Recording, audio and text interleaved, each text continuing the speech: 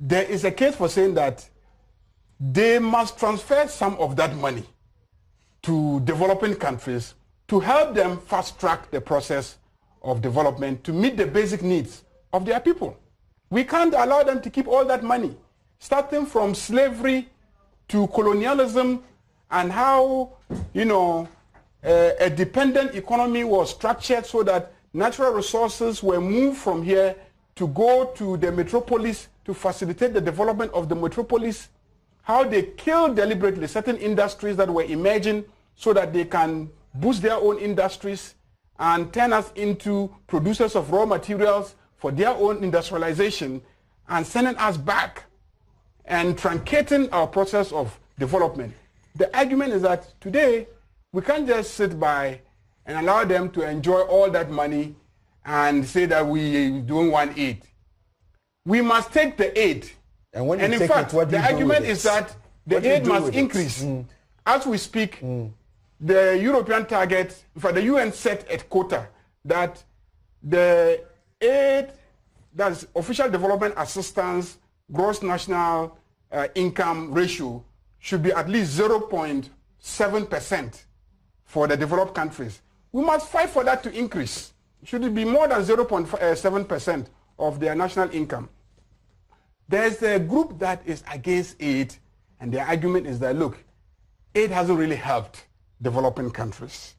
And in fact, in most of the cases, aid has gone to enrich the political elite in developing countries because they take the money, they squander it. It doesn't trickle down to the sectors where, like he mentioned, education and healthcare and critical infrastructure that should help in the development. So they think that aid should not even continue. They should end it. So there's that debate. Now let's get to the specifics of President Nana Akuffo Addo.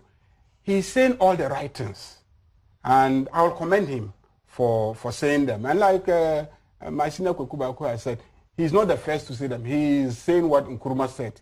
So if you can imagine the time from Nkrumah to date, I'm sure when you go to Achampong and he talks about taking over the commanding heights of the economy, he was basically saying the same thing.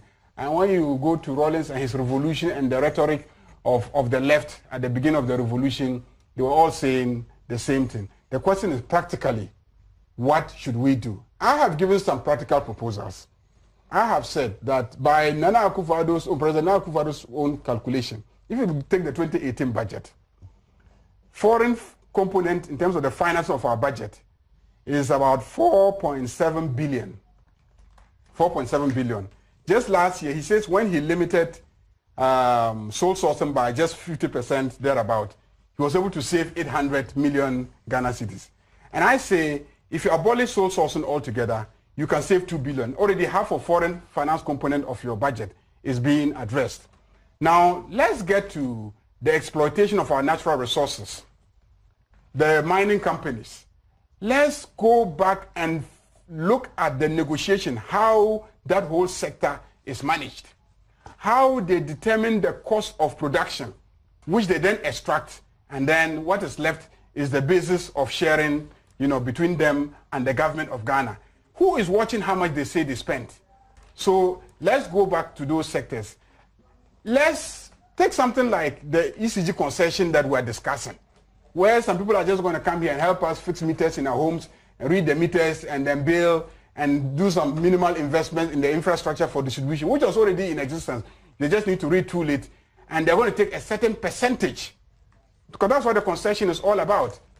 Cut that. If they want to assist us, let them help us with the technical assistance to retool ECG. If you go around checking all these leakages like my brother is saying, trust me, whatever we're getting as the official development assistance today, in 2 years' time, we could get that by just plucking leakage in almost every sector of our country. And as for the aid, in addition to plucking and saving, we must take the aid from the developed countries because we have contributed to the development of those economies and we must benefit. Okay, I may return.